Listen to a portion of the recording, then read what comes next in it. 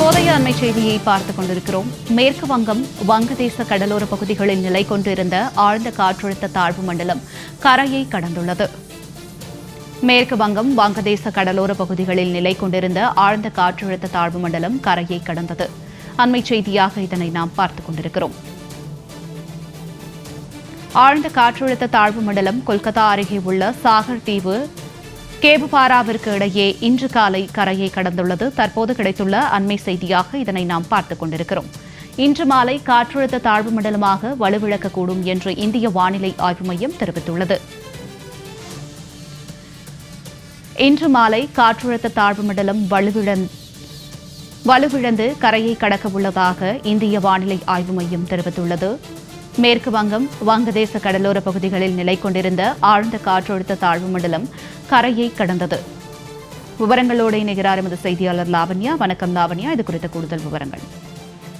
வணக்கம் ஜனனி. கடந்த 27ஆம் தேதி மத்திய வங்கக்கடல் பகுதியில் ஒரு குறைந்த காற்றழுத்த தாழ்வு பகுதியானது உருவாகி இருந்தது. படிப்படியாக ஆழ்ந்த காற்றழுத்த தாழ்வு பகுதியாக உருமாறியது. இன்று காற்றழுத்த தாழ்வு மண்டலமாக மாறியது. அதாவது மேற்கு வங்கம், வங்கதேச கடலோர பகுதிகளில் மையம் கொண்டிருந்த இந்த ஆழ்ந்த காற்றழுத்த தாழ்வு மண்டலம் இன்று காலை சாகர் தீவு கேபுபாராவிற்கு இடையே கரையை கடந்தது என இந்திய வானிலை ஆய்வு மையம் தெரிவித்துள்ளது. மேலும் இன்று மாலை காற்றழுத்த தாழ்வு மண்டலமாகவே வலுவிழக்க கூடும் எனவும் இந்திய வானிலை ஆய்வு மையம் மிக முக்கியமான ஒரு தகவலை வெளியிட்டிருக்கிறது ஜனனி.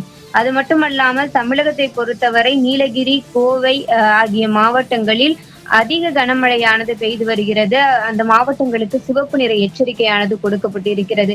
படிப்படியாக தேனி, தென்காசி, கன்னியாகுமரி போன்ற மாவட்டங்களிலும் கனமழைக்கான அந்த ஆரஞ்சு நிற எச்சரிக்கையும் கொடுக்கப்பட்டிருக்கிறது. தொடர்ந்து தமிழகம் முழுவதுமே இந்த தென்மேற்கு பருவமழை தீவிரமடையக்கூடிய ஒரு சூழல் தான் இருக்கிறது ஜனனி. லாவண்யா, தங்களுடைய விரிவான தகவலுக்கு நன்றி.